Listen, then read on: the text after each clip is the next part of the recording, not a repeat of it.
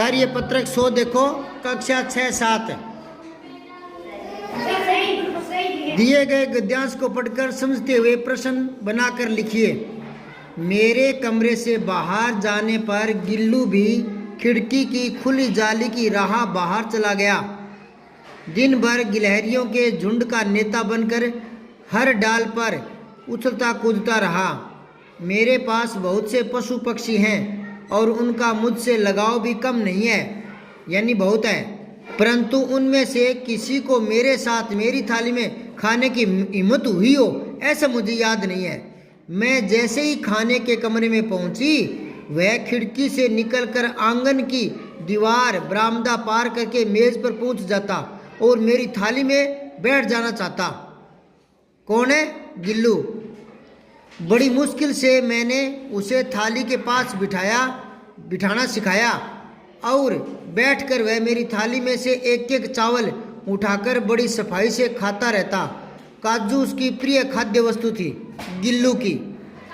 हाँ, तो देखो अब इधर ऊपर गद्यांश में गिल्लू शब्द किसके लिए आया है बताओ? गिलहरी के बच्चे के लिए। लिख लो। अच्छा, सुनो, उत्तर नहीं लिखना, प्रश्न बनाना है। इस प्रकार आप भी प्रश्न बनाएं, ठीक है ना? तो और प्रश्न बनाओ। गिल्लू को क्या पसंद था? हाँ, लिख लो। गिल्लू को क्या पसंद था? गिल्लू को क्या खाना पसंद था? ठीक है, 1-2 प्रश्न और बनाओ। हाँ, ठीक है। गिलहरियों के झुंड का नेता कौन बनता? ठीक है, और बनाओ प्रश्न। लिखो, गिल्लू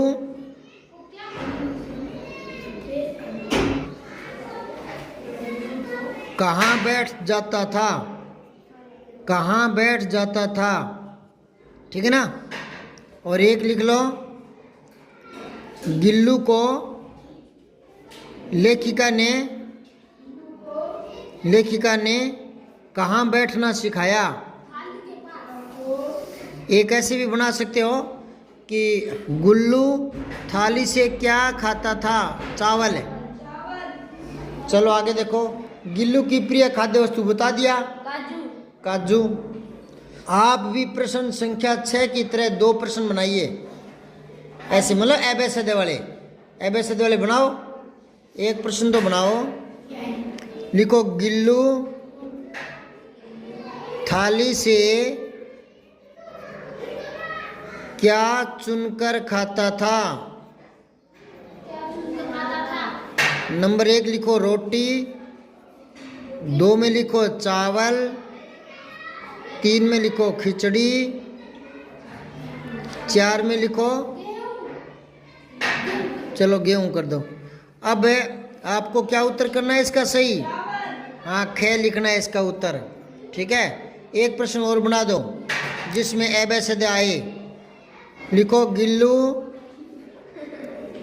मेज पर पहुंचकर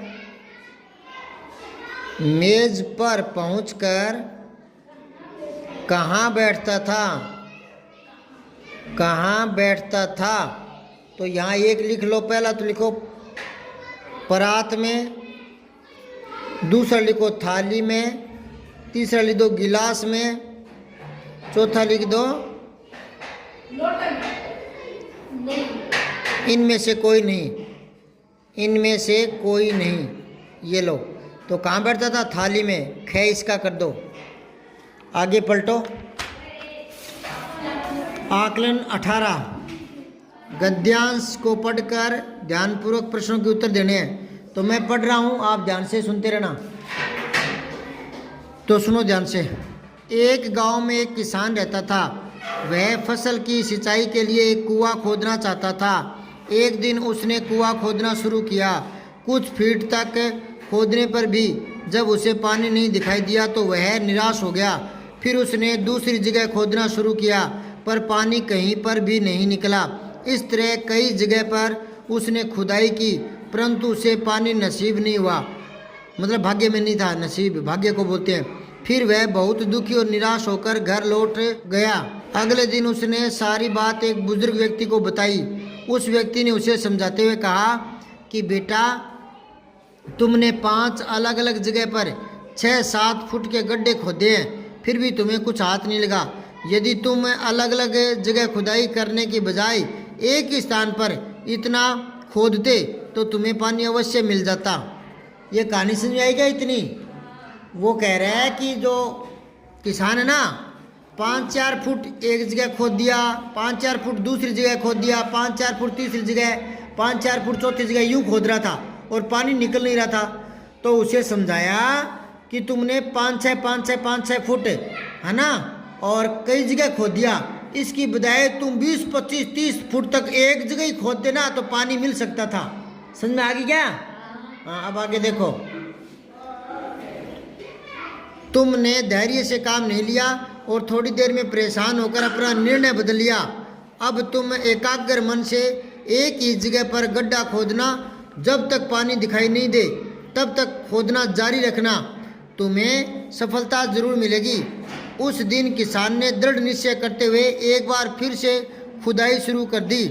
वह निरंतर अपने काम में लगा रहा और लगभग 25-30 फुट की खुदाई हो जाने पर पानी निकल आया।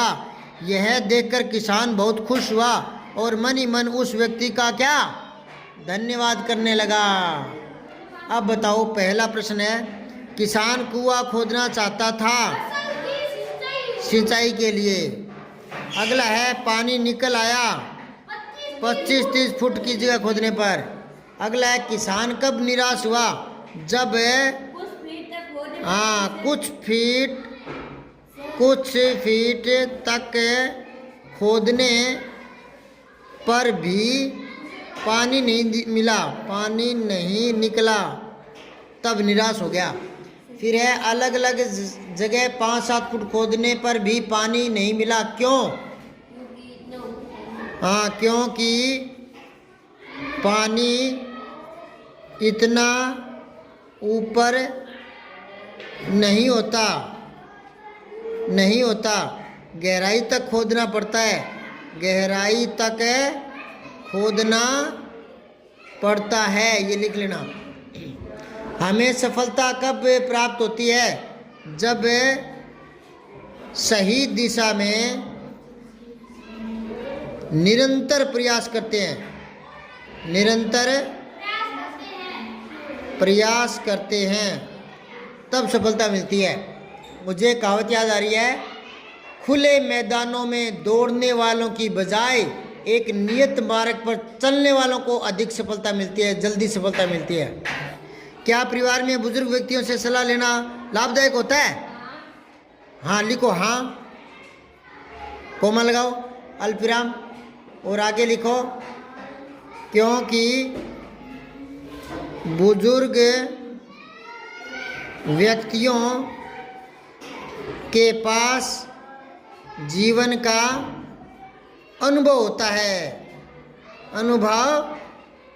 है, वे सही राय देते हैं। इसलिए 7वां और लास्ट, इस गद्यांश से आपको क्या सीख मिली? हमें एक तो क्या है, दूसरों का कहना मानना चाहिए, दूसरों का यानी समझदार व्यक्तियों का है ना, कहना मानना चाहिए। दूसरा, सही दिशा में प्रयास करना चाहिए, और एक और धैर्य रखना चाहिए। धैर्य ये आया था ना, यहाँ धैर्य से काम लेना चाहिए तो सफलता मिल जाती है। ये खत्म हो गया बेटा पूरी की पूरी 100 कार्यपत्रक, ठीक है।